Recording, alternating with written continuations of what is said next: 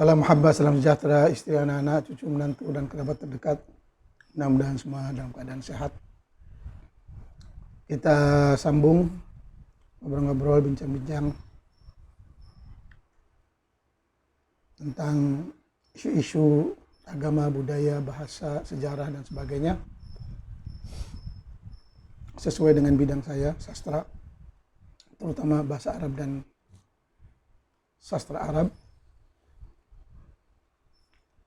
kebudayaan Arab, sejarah tamadun Arab dan Islam. Hari ini kita coba melihat al-qiyam al-insaniyah wal-qiyam al-islamiyah. Nilai-nilai kemanusiaan sejagat dengan nilai-nilai Islam. Al-qiyam al-insaniyah, nilai-nilai manusia sejagat, dan nilai-nilai Islam. Ini memandangkan, semua kita tahu, Indonesia adalah negara yang besar, NKRI, Negara Kesatuan Republik Indonesia, yang menampung di dalamnya berbagai bangsa, budaya, agama, aliran, kaum, etnik, kulit, warna, dan semuanya mereka selagi berstatus WNI, warga negara Indonesia, mempunyai hak dan tanggung jawab yang sama. Hak dan tanggung jawab yang sama. Jadi tidak perlu ada yang mengaku-ngaku saya paling itu, saya paling ini, saya paling berjasa. Yang penting sekarang ini semua warga negara Indonesia buktikan hasil kerja masing-masing, hasil prestasi kerja masing-masing. Kita semuanya WNI, pelaku sejarah, pentasnya adalah Negara Kesatuan Republik Indonesia.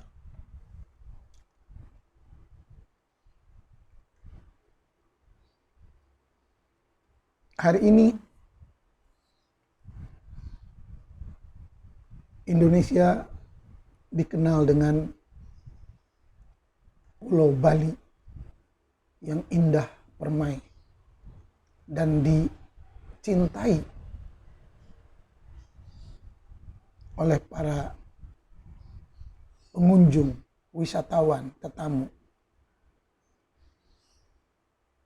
Bahkan mengenal Bali lebih dari mengenal Indonesia itu sendiri.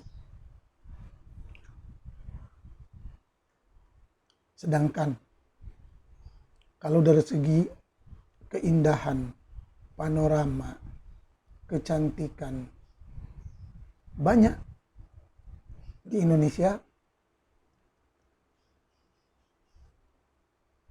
tempat-tempat, daerah-daerah yang mempunyai daya tarikan masing-masing dari Sabang sampai Merauke. Tapi kenapa hanya Bali yang dikenal?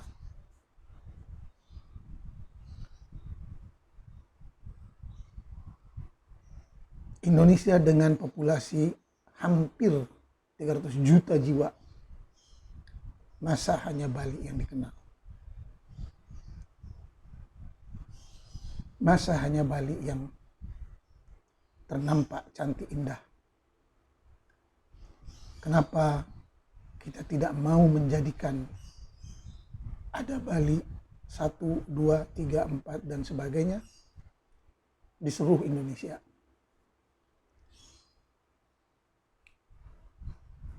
Dengan sikap hospitality-nya, keramahan kepada tetamu, menerima semua bangsa yang datang. Kenapa? Kawasan-kawasan lain, tempat-tempat lain yang cantik-cantik, yang menarik-menarik, tidak mempunyai sikap, akhlak, moral seperti bangsa Bali, penduduk Bali. Yang pada akhirnya penduduk Bali sendiri merasa kerepotan dengan kebanjiran wisatawan mancanegara. Dan juga orang-orang lokal yang ingin ikut merasakan keindahan Bali. Ini karena di Bali kita kelihatan ada nilai-nilai kemanusiaan sejagat. Nilai-nilai kemanusiaan sejagat yang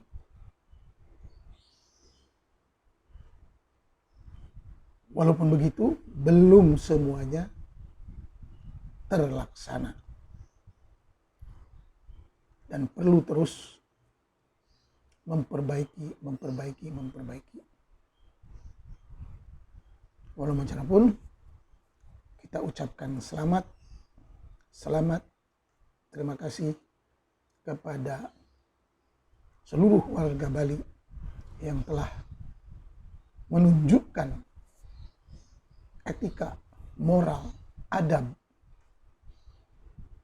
nilai-nilai luhur dengan bisa menunjukkan sebagian dari jati diri bangsa Indonesia. Tidak ada salahnya kita mengambil, kita mengadopsi, kita meniru dari setiap bangsa yang maju, yang beradab, yang bermoral, akhlak-akhlaknya yang baik, nilai-nilainya yang baik. Kita kembali kepada nilai kemanusiaan ataupun al-qiyam al-insaniyah, nilai kemanusiaan sejagat.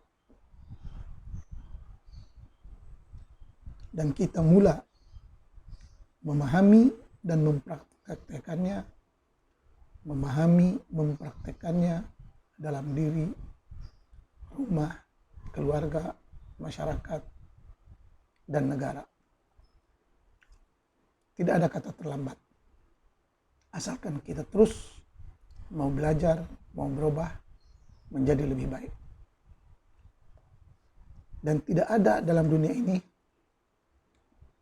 orang yang bodoh, orang yang jahil. Asalkan dia terus mau belajar, mau berubah, mau meniru bangsa-bangsa yang maju, yang makmur. Seperti kata penyair, fatashabbah bil qaumi in lam takun mithlahum inna tashabbuha bil karimi falahu. Tirulah bangsa-bangsa yang maju, jaya, kaya raya. Sesungguhnya meniru bangsa yang maju, kaya raya, kita akan mendapat kesuksesan, kejayaan, kebahagiaan. Itu juga ada pepatah lama, al-mar'u ala dini khalilih falyanzur man yukhalil. Seorang manusia itu tergantung kepada siapa kawannya. Kalau kawannya baik, dia akan menjadi baik. Kalau kawannya pintar, dia akan menjadi pintar. Tapi kalau kawannya bodoh, dia akan menjadi bodoh. Al-mar'u ala dini khalili.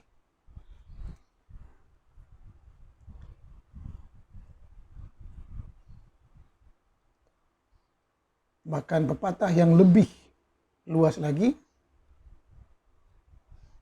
mengatakan, an-nasu ala dini mulukihim.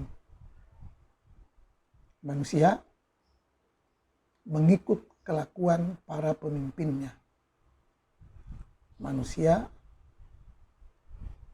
meniru kelakuan, tindak tanduk para pemimpinnya. Kalau pemimpin baik, rakyat pun baik. Kalau pemimpin jahat, rakyat pun jahat. Oleh sebab itu, dalam siri peringatan saya selalu menekankan pentingnya pendidikan karakter, pendidikan jati diri, pendidikan manusia, pendidikan rakyat dengan nilai-nilai yang sejagat, nilai-nilai kemanusiaan, nilai-nilai insaniyah yang terus dibahas, dikaji, dikembangkan oleh setiap bangsa modern.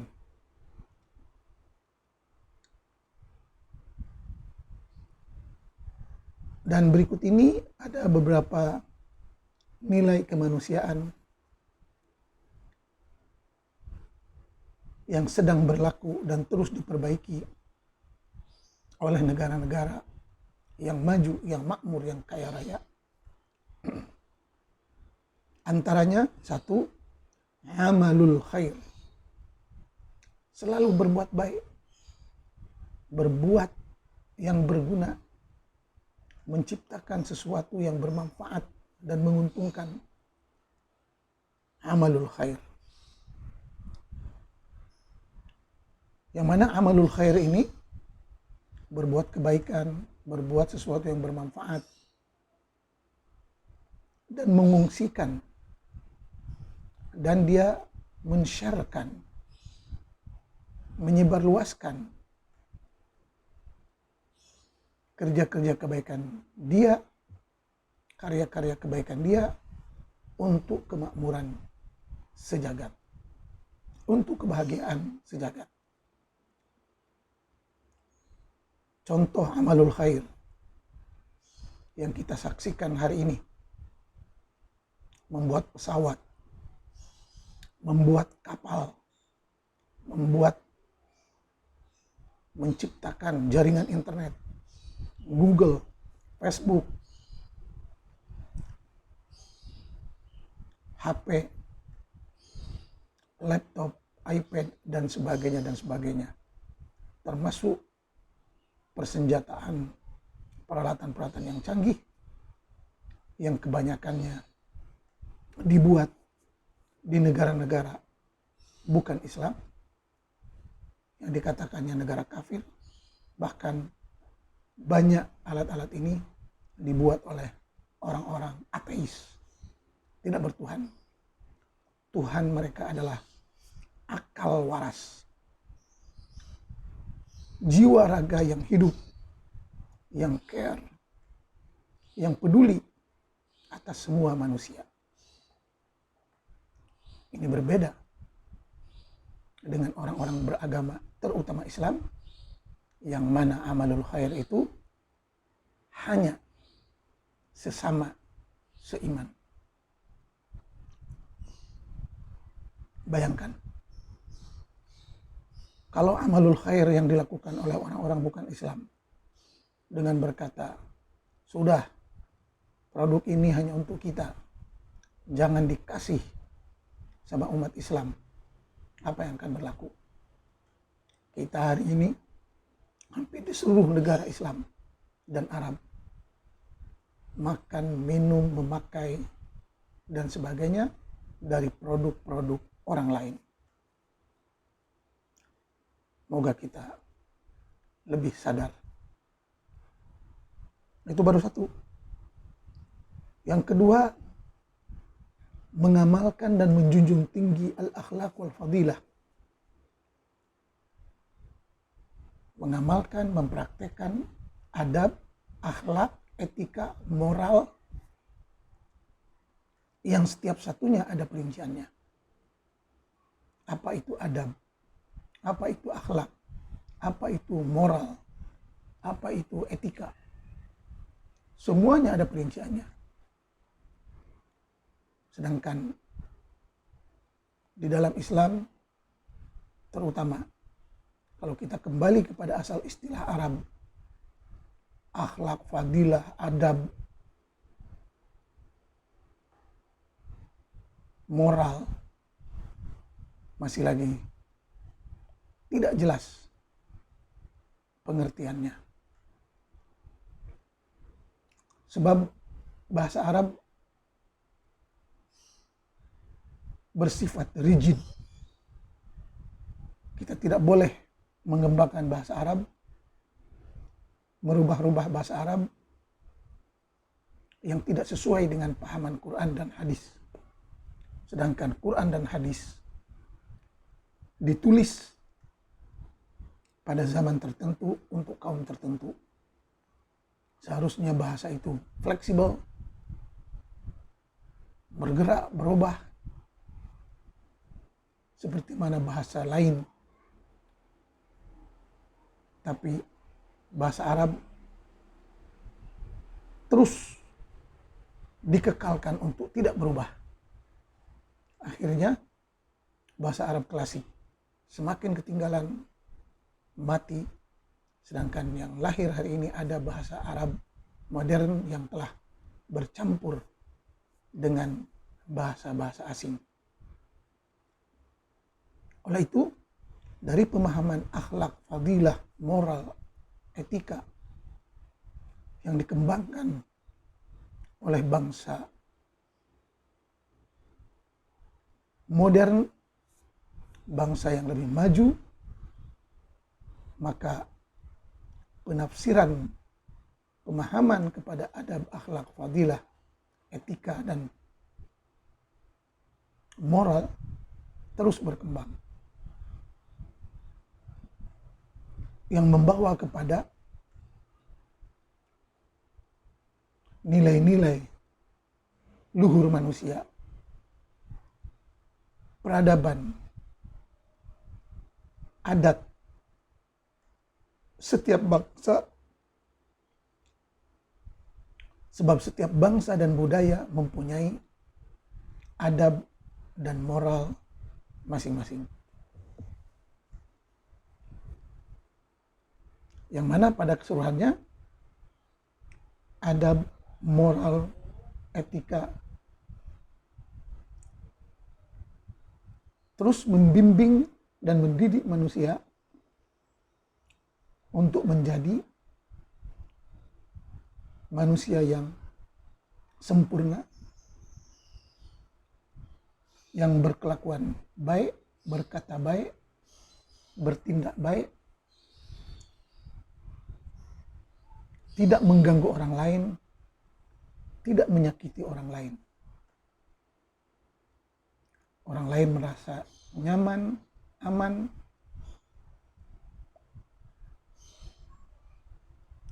dari segala tindak tanduknya. Ini berbeda. Kita saksikan umat Islam terutamanya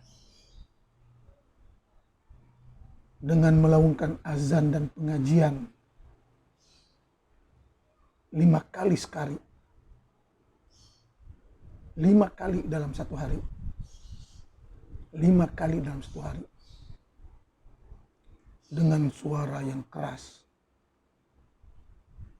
Walhal, padahal ayat-ayat Al-Quran yang dikumandangkan pun mereka tidak paham.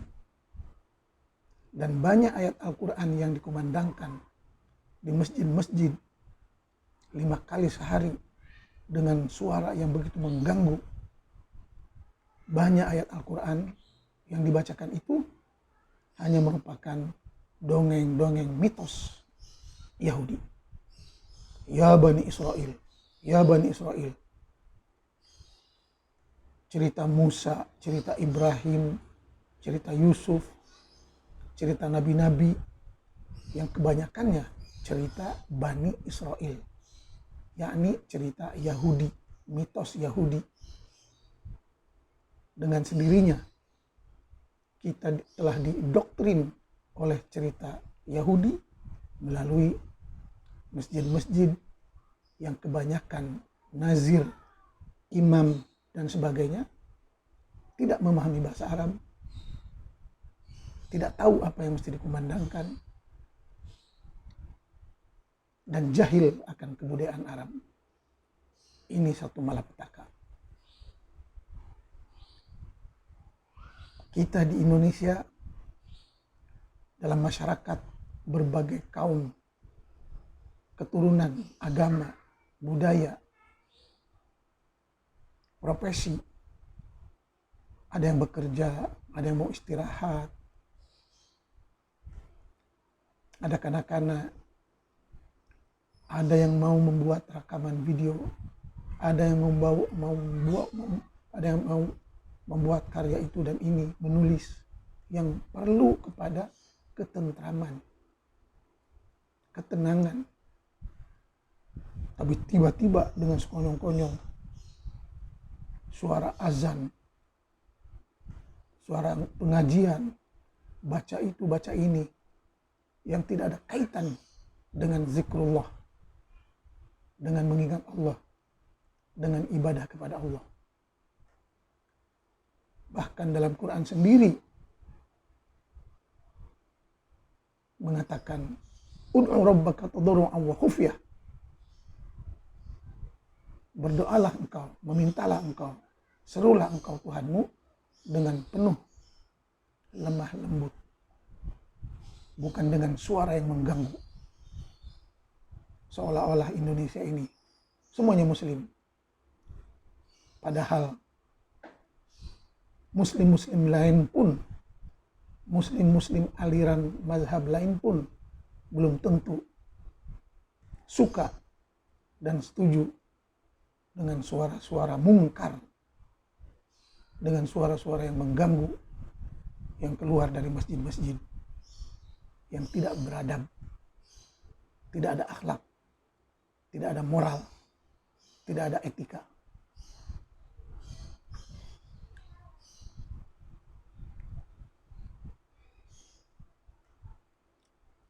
Dan seolah-olah pemerintah, baik pemerintah lokal atau pemerintah pusat, mendiamkan diri atas kemungkaran ini.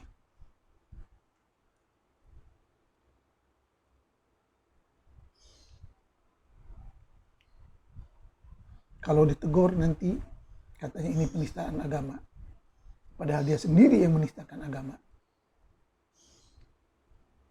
melanggar etika yang telah ditetapkan oleh Quran. Kata Quran, la tarfa'u aswatakum fawqa sautin nabi. Jangan kamu meninggikan suaramu melebihi suara Nabi. Nabi tidak pakai mikrofon, jangan pakai mikrofon. Itu baru isu masjid. Belum lagi isu mengganggu di jalanan, membuat demo atas nama Islam, sholat di tengah jalan, terutama di hari raya. Sedangkan Islam itu sendiri tidak ada hubungan dengan bangsa Indonesia. Islam hanya untuk Arab Quraisy dan tidak ada hubungan dengan Arab lain. Tapi anehnya, Muslim Indonesia seolah-olah lebih pandai, lebih mengerti dari Muslim Arab.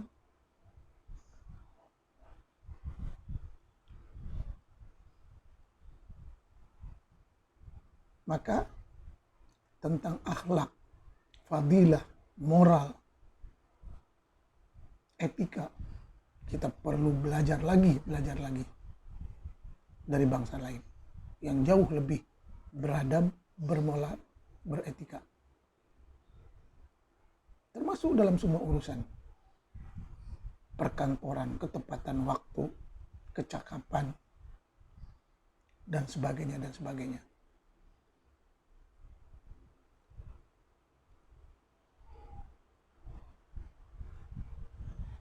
Yang ketiga, diddut tamyiz al-bashari. Nilai kemanusiaan yang sejagat antaranya memerangi apartheid, memerangi perkauman. Seharusnya semua bangsa sama, setaraf. Tapi kalau kita kembali kepada Islam, terutamanya Islam, walaupun agama lain pun hampir sama, Dalam Islam ada istilah muslim dan non-muslim. Yang berhijab dengan yang tidak berhijab. Yang selalu ke masjid dengan yang tidak ke masjid. Yang mengikut sunnah Rasul dengan yang tidak mengikut sunnah Rasul. Dan begitulah seterusnya. Di dalam Islam sendiri telah berpecah kepada 71 atau 73 golongan. Semuanya masuk neraka kecuali satu. Siapa mereka? Yang mengikut Rasul dan sahabatnya. Jadi kalau umat Islam yang ada di seluruh dunia mau masuk surga, ikut cara Rasul dan sahabatnya dalam semua aktivitas kehidupan. Itu kata hadis. Kalau percaya hadis, sataf tariku ummati, silahkan. Dan kita lihat hari ini umat Islam ada Syiah dengan golongannya yang macam-macam. Ada mutasawwifah, tasawuf, tarekat dengan golongannya yang macam-macam. Ada Ahlus Sunnah juga dengan golongannya yang macam-macam. Dalam Ahlus Sunnah sendiri ada apa? Ikhwanul Muslimin, Salafiyin, Hizbut Tahrir, Boko Haram, Al-Qaeda, dan lain-lain. Belum lagi dengan organisasinya. Muhammadiyah, NU, Persis, dan lain-lain. Belum lagi dengan partai politiknya. Hizbul Adalah, PPP, Keadilan, PKS, dan lain-lain. Yang mana warna-warni Islam ini, perpecahan Islam ini berlaku hampir di semua negara yang mayoritas Muslim. Dan yang paling parah lagi, saling mengkafirkan, saling memurtadkan. Dan kalau sudah sampai ke pemahaman saling mengkafirkan, artinya darahnya halal. Kapan saja bisa dibunuh. Dan ini telah berlaku di Mesir. Cobaan berkali-kali membunuh Toha Hussein. Semua tahu siapa Toha Hussein. Tinggal cari di Google, Toha Hussein. Percobaan membunuh Najib Mahfuz, sastrawan ulum. Dan membunuh Faraj Faudah. Faraj Faudah, pemikir Islam modern. Yang mana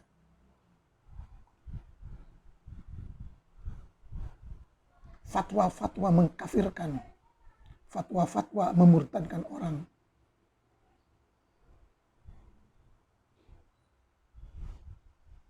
Telah keluar dari Al-Azhar dan ulama Azhar. Termasuk mengkafirkan Toha Hussein, mengkafirkan Mahmud Muhammad Toha, pemikir dari Sudan, dan lain-lain. Begitulah sikap apartheid, rasis, perkauman yang ada di dalam Islam itu sendiri. Ini belum lagi dengan aliran-aliran lain. Maka jalan penyelamat kita hendaklah kembali kepada nilai-nilai kemanusiaan sejagat. Berbangga dengan kaum dan keturunan dan bangsa masing-masing adalah suatu yang baik. Berbangga dengan jati diri masing-masing, dengan agama masing-masing, dengan keturunan masing-masing. Memang mesti berbangga. Tapi kebanggaan itu jangan sampai menghina orang lain, mencaci orang lain, membenci orang lain.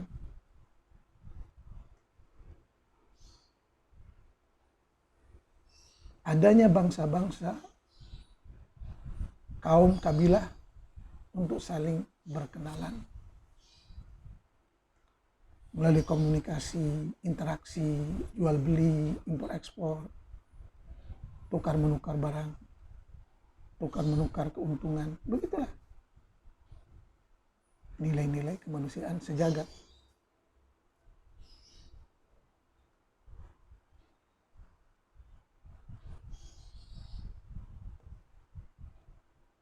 Kemudian nilai berikutnya adalah al-ilmu wal amal.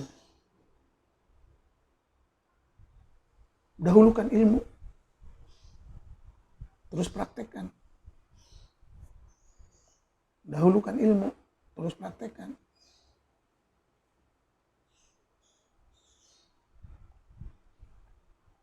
Dan ilmu pengetahuan itu hasil dari uji coba, pengalaman, percobaan, kajian, penelitian, penyelidikan. Itu ilmu. Oleh sebab itu, ilmu pengetahuan dalam semua bidang di negara-negara maju cukup berkembang pesat dengan baik, sebab menggunakan akal waras, akal kreatif, akal inovatif, akal yang terus berpikir untuk mencari solusi yang terbaik. Bukan seperti dalam Islam.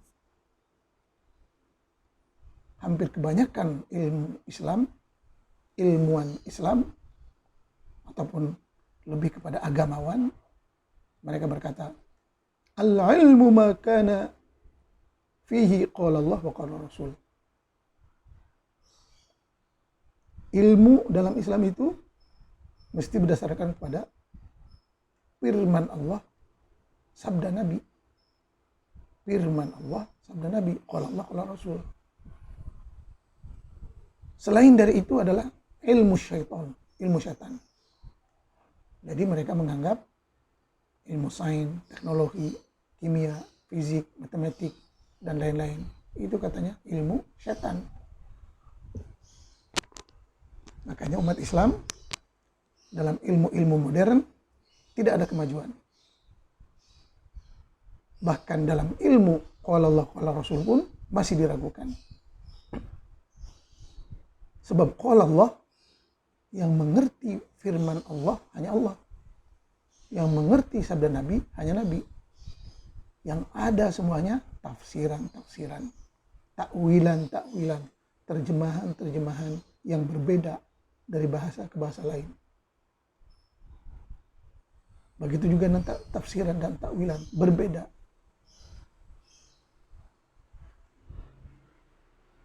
Ada tafsir Quran bil Quran, ada tafsir Quran bil ma'thurat, ada tafsir Quran bi aqwalis sahabah. Ada tafsir Quran mengikut logik, mengikut aliran tasawuf, mengikut pemikiran sejarah, sastra, dan sebagainya. Dan itu semuanya amal ijtihad insani, perbuatan ijtihad manusia, akal juga.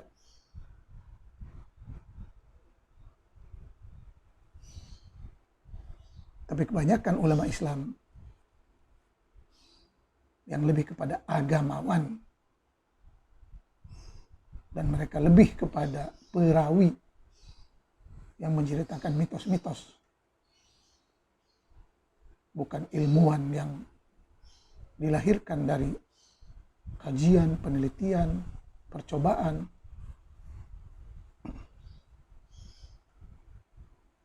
Sebab dunia ini maju hasil dari pemikiran keraguan, bukan dengan keyakinan. Perkembangan perbuatan mobil dari alat biasa terus diuji, dicoba, dikaji, sehingga menjadi kendaraan yang begitu canggih. Itu hasil pemikiran yang kreatif dan inovatif. Berbeda dengan kajian agama. Dari dulu yang dikaji Apa hukum kunut, aurat wanita, kalau bersentuhan gimana, apa itu haid, istihadah, hanya itu aja. Sedangkan isu-isu, masalah-masalah yang berlaku pada kehidupan manusia dalam bidang ekonomi, pariwisata, industri, peternakan, pertanian, impor-ekspor, pergerakan ekonomi dunia, peperangan, politik, dan sebagainya, hampir tidak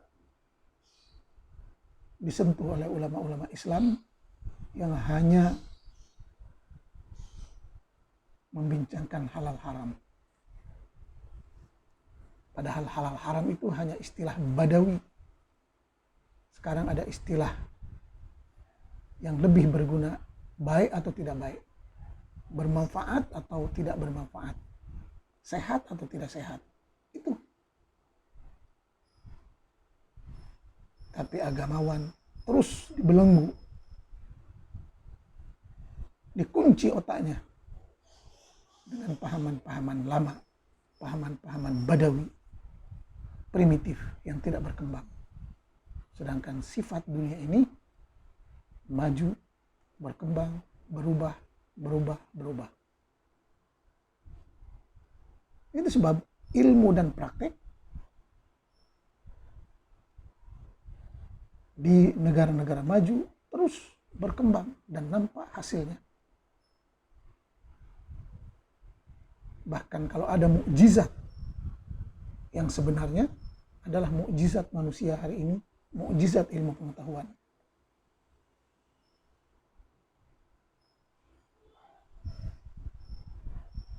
Kalau dulu dalam dongeng yang bisa terbang hanya 1-2, sekarang ribuan manusia bisa diterbangkan dengan pesawat. Manusia-manusia menembus angkasa dengan roket.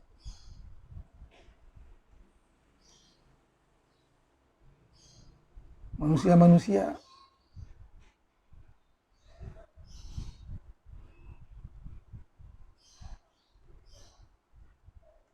bisa bergerak ke sana sini dengan peralatan-peralatan canggih.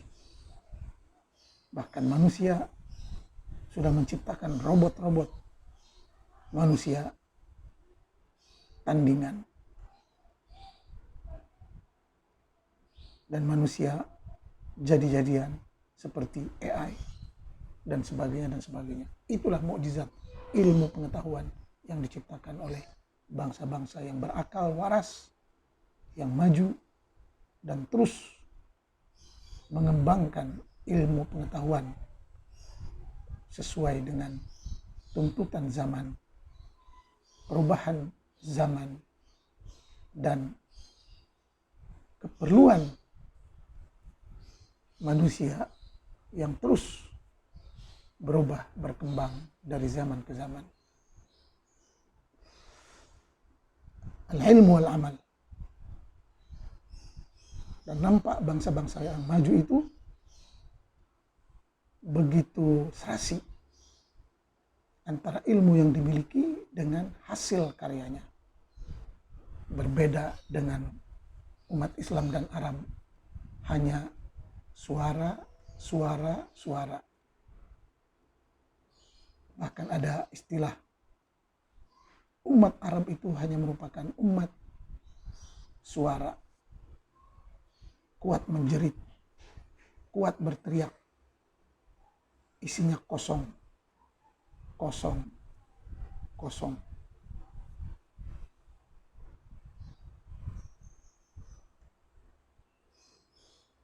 Nilai berikutnya adalah al-hurriyat al-ammah. Kebebasan yang luas.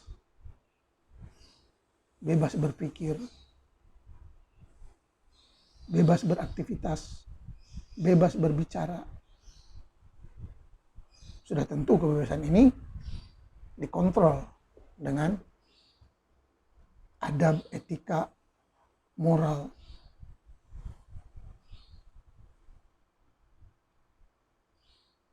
kebebasan-kebebasan yang dikontrol oleh moral dan etika.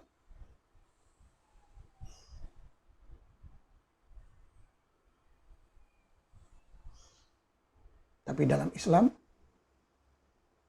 tidak boleh.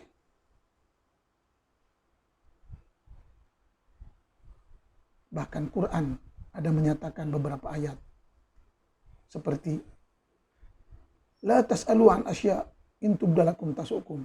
Silakan dirujuk ayat itu. La tas'alu an asya in tubdalakum tasukum. Jangan kamu banyak bertanya sesuatu, nanti jawabannya menyakitkan.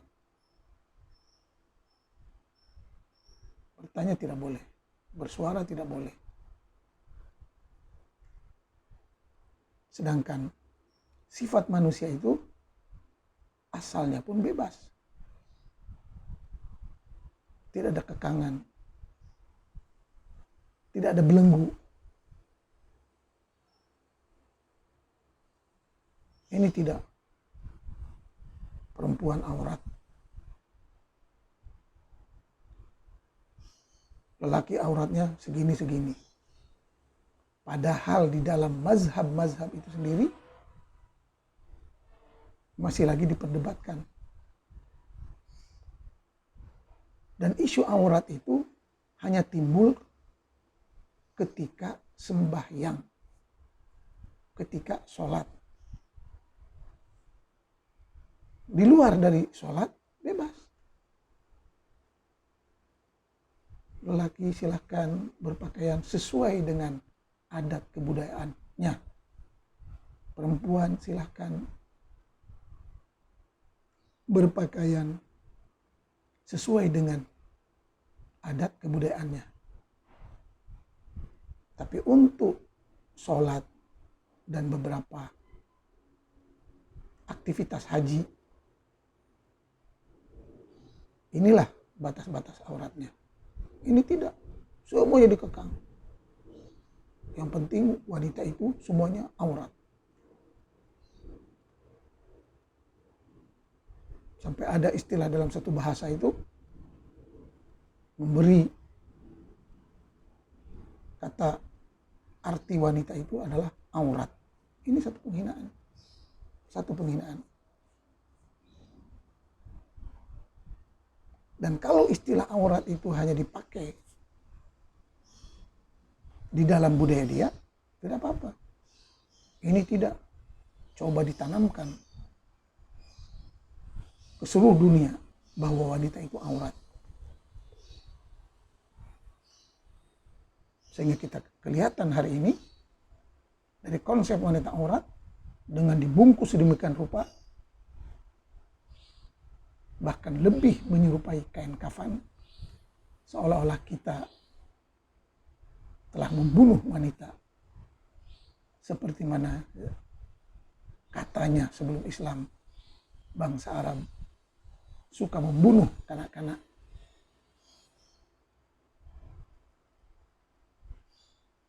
Terutama kanak-kanak wanita karena merasa malu mendapat anak perempuan. Begitu juga hari ini, atas nama wanita aurat, dibungkus, hampir menyerupai kain kafan, dengan tujuan ingin membunuh wanita. Yang jadi sasarannya adalah wanita Arab dan Muslim. Padahal itu dari budaya Yahudi, terutama Yahudi Herodim, yang memang mereka tidak mau hidup di dunia. Mereka mengincar hidup akhirat yang tidak jelas. Dan dengan membunuh wanita, maka umat Islam telah mendapat kerugian besar. Sebab seharusnya negara ini dipikul tanggung jawab memajukannya oleh lelaki dan wanita Tapi apabila wanita dibelenggu, diikat, dibungkus seperti kain kafan, seolah-olah dia mati, maka habislah umat Islam. Habislah kekuatan Islam yang hanya bisa diperankan oleh lelaki. Padahal kalau kita gunakan kekuatan wanita dan lelaki, terutama di zaman modern ini, maka bangsa dan negara akan semakin maju dan makmur. Inilah kembali kepada akal waras masing-masing.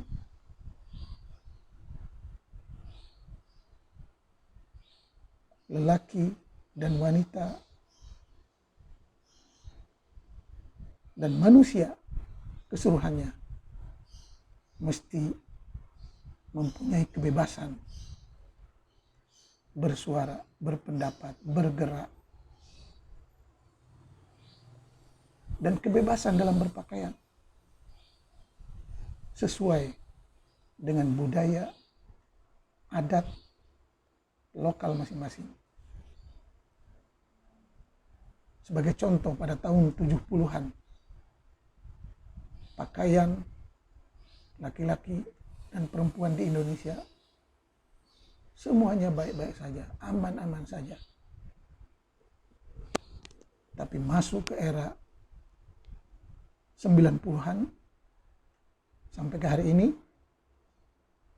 apabila serangan Wahabi Salafi, serangan Islam politik, serangan yang dikatakan sahwah Islamiyah, kebangkitan Islam, padahal hakikatnya kemunduran Islam, yang mana pada sahwah itu, pada kebangkitan itu, tujuannya untuk mengembalikan umat Islam 1400 tahun ke belakang. Dan akhirnya sahwah itu, kebangkitan itu betul-betul menjadi malapetaka, disaster, musibah yang telah menghantam umat Arab dan Islam dalam segala bidang. Bahkan kita menjadi bangsa yang terus mundur, menghamba, lemah, makan minum pun dari hasil produk orang bukan Islam, termasuk obat-obat, alat-alat yang canggih pun umat Islam membeli dari produk bukan Islam.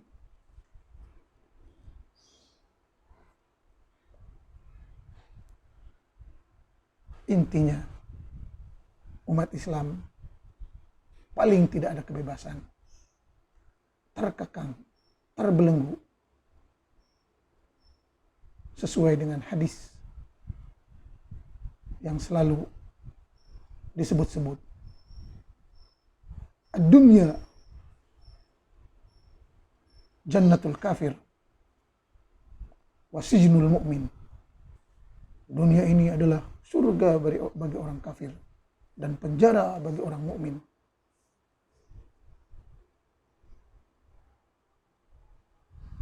Maka umat Islam terutamanya mesti kembali kepada pemahaman nilai-nilai kemanusiaan sejagat, al-hurriyat al-ammah. Bebas berpikir, bebas berpendapat, bebas berpakaian, tapi sesuai dengan nilai etika moral tiap-tiap bangsa, dan bukan dengan memaksakan budaya ajaran Arab Badawi 1400 tahun ke belakang yang hanya membawa kepada kemunduran dan sifatnya Muslim sejati itu memang mesti mundur. Hakikatnya Muslim sejati itu, Salafi, mesti mundur. Sebab pegangannya adalah an ke belakang. An Abi Hurairah, an. Dari fulan, ke Rasulullah, ke belakang. Jadi jangan mengharap dari umat Islam kemajuan. Semakin baik umat Islam itu, semakin mundur ke belakang. Silahkan. Sedangkan kehidupan ini terus maju ke depan. Dengan berbagai perubahannya. Dan hasil pemikiran yang bebas, berpendapat yang bebas, berdebat yang bebas. Dengan dipandu oleh etika dan moral yang ada di atas tadi, maka dunia makin maju, makin makmur, makin tercipta kebahagiaan di dunia. Kemudian yang terakhir, ad-da'wah ila salam. Menyeru, mengajak, mempromosikan kedamaian, perdamaian.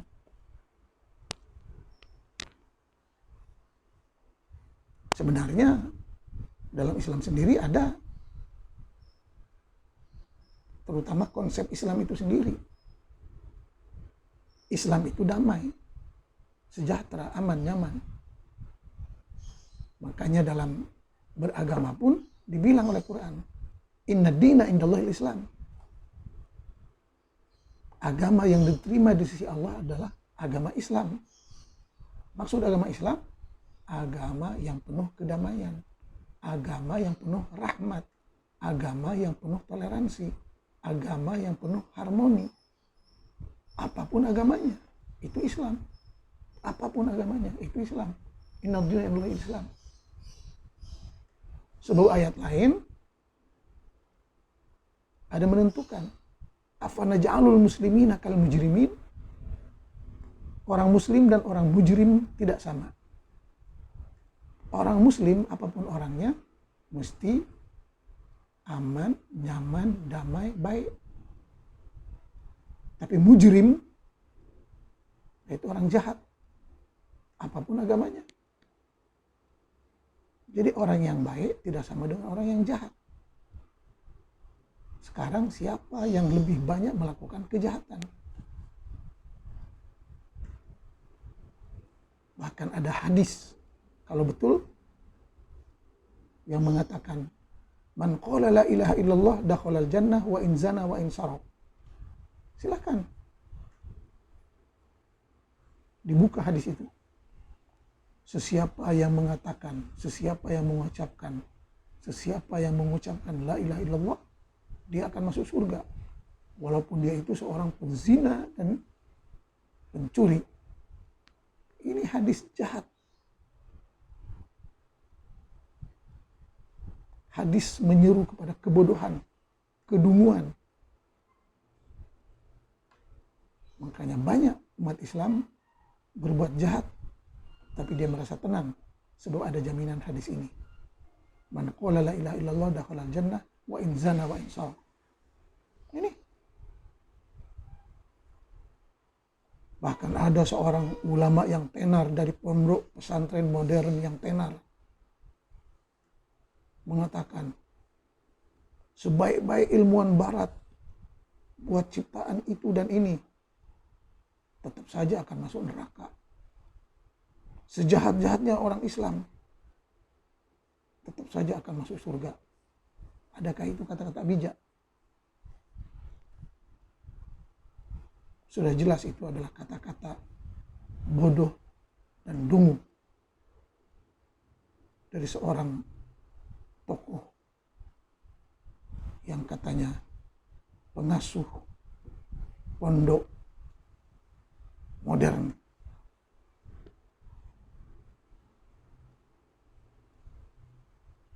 Itu ada di Google, di YouTube dengan begitu confident sekali.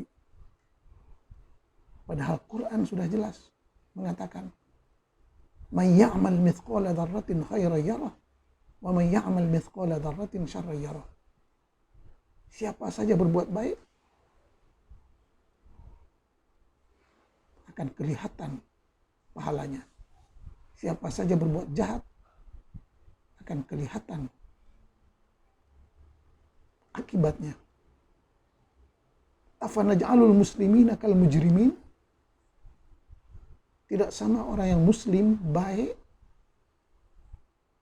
aman, nyaman, damai dengan orang yang mujrim, jahat, penghina, pengganggu, selalu buat resek.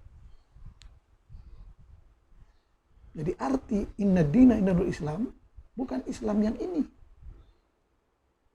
tapi agama yang penuh kedamaian, kenyamanan, keamanan, keharmonian. Contoh tadi, agama orang Bali.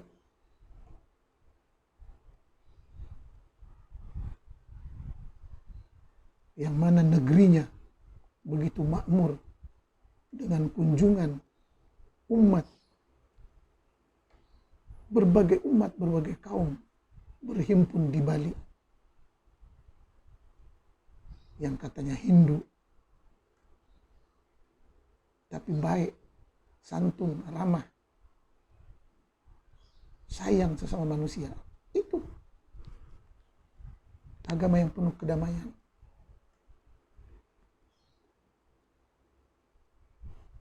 Tapi ada beberapa wilayah kota yang katanya Islami. Dan kita bisa lihat tingkat kejahatan, pemerkosaan, pencurian, korupsi, rasis, kebencian kepada kaum lain atas nama agama. Di dunia saja kita lihat. Di dunia saja kita lihat. Sehingga Quran pun ada mengatakan, "Wa man kana fi hadhihi a'ma fa huwa fil akhirati a'ma." Sesiapa yang di dunia ini buta, di akhirat pun buta. Quran juga mengatakan, saya selalu kata Quran, sebab katanya Quran adalah kitabullah, kanun, syariat Allah. Nah ini kata Quran. Udkhulul jannata bima kuntum ta'malun.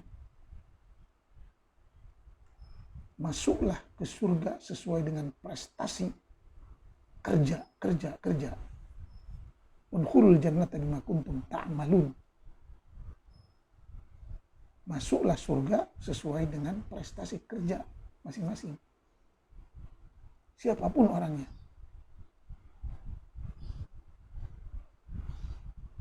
Tidak guna mengaku-ngaku muslim, mengaku-ngaku cinta Nabi, mengaku-ngaku cinta Allah. Tapi kelakuannya bangsat, bajingan, jahat, perusak, membuat onar, mengganggu.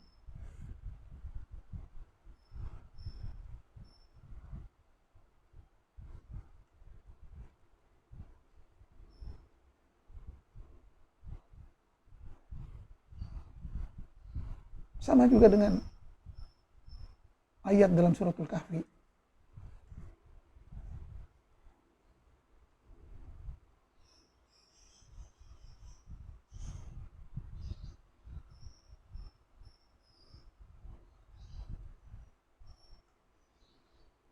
Man kana yarju liqa Allah falyamal amalan salihah.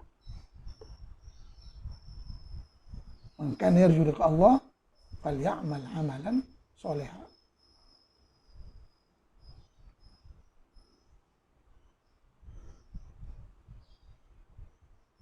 Sesiapa yang ingin berjumpa dengan Tuhannya, buatlah amalan-amalan yang baik, kerja-kerja yang baik, perbuatan-perbuatan yang baik, amalan solehah.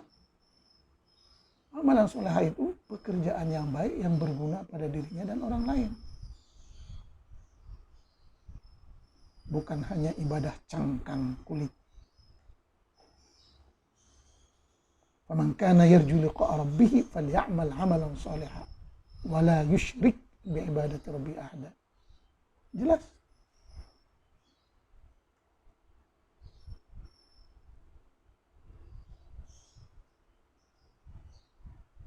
Yauma la yanfa'u malu wala banun illa man atallaha biqalbin salim.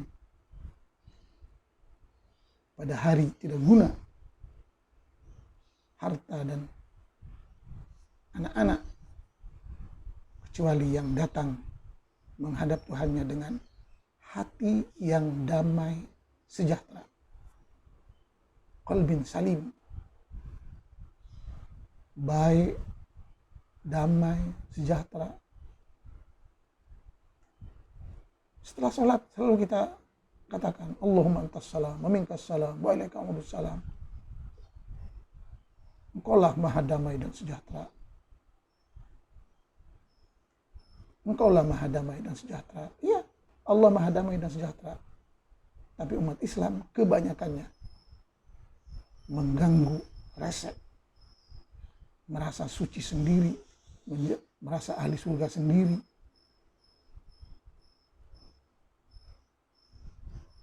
Padahal ayat lain menjelaskan, innal ladzina amanu wal ladzina hadu wan nasara man amana billahi wal yawmil akhir wa 'amila shalihan falahum ajruhum 'inda rabbihim wala khaufun 'alaihim wa lahum yahzanun. Orang yang beragama Yahudi, Nasrani dan lain-lain, selagi dia berbuat baik akan ada pahalanya. Silahkan disimak ayat-ayat itu baik-baik dalam Quran dengan mudah di hujung jari.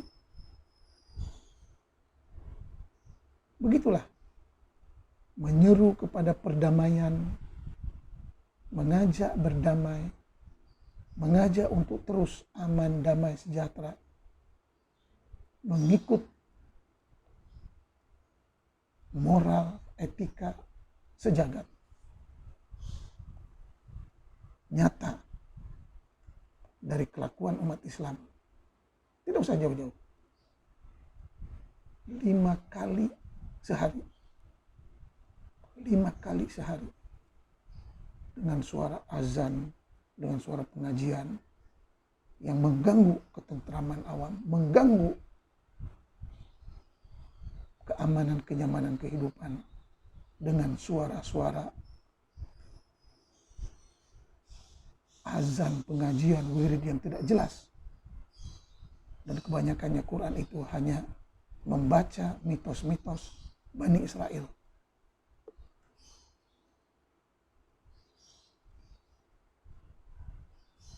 Karena para nazir dan imamnya tidak paham bahasa Arab dan tidak pandai memilih ayat-ayat yang mana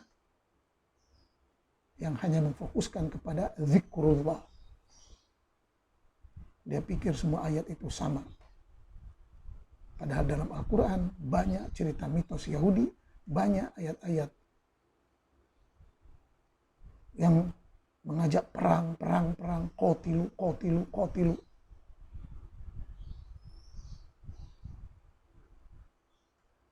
Ada juga ayat yang bebas berkawin. Fankihu ma tabalakum minan nisa masna wa sulasa wa ruba. Yang mana ayat-ayat yang tidak bermoral ini perlu ditapis, perlu dipilih, dan hanya dibacakan ayat-ayat yang santun, ramah, berperi kemanusiaan, bahkan mempunyai nilai-nilai kemanusiaan sejagat. Mudah-mudahan bermanfaat. Sekian, wassalam.